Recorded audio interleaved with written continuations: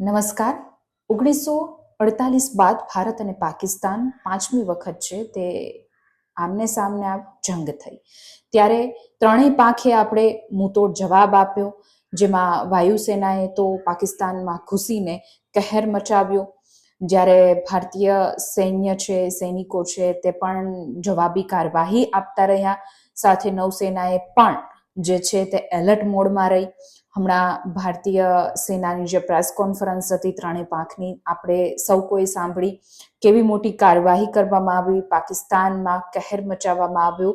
અને આ તમામ જ્યારે યુદ્ધ પરિસ્થિતિ સર્જાઈ હતી ને અચાનક અમેરિકાના રાષ્ટ્રપતિ ડોનાલ્ડ ટ્રમ્પ આવે છે, ટ્વીટ કરે છે, એક સોશિયલ મીડિયા ઉપર પોસ્ટ મૂકે છે યુદ્ધ વિરામનું, સીઝફાયરનું, અને બંને દેશોમાં એક શાંતિ છવાઈ જાય છે.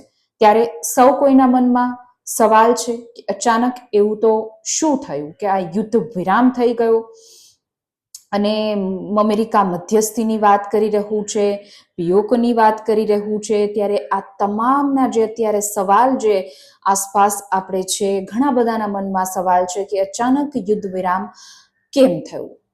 એનો જવાબ આજે સાંજે 8 વાગે ખુદ પ્રધાનમંત્રી નરેન્દ્ર મોદી દેશને સંબોધન કરશે, જે દેવા માટે આવી રહ્યા છે. તો આજે સાંજે 8 વાગે પ્રધાનમંત્રી નરેન્દ્ર મોદીને જોવાનું ન ચૂકતા.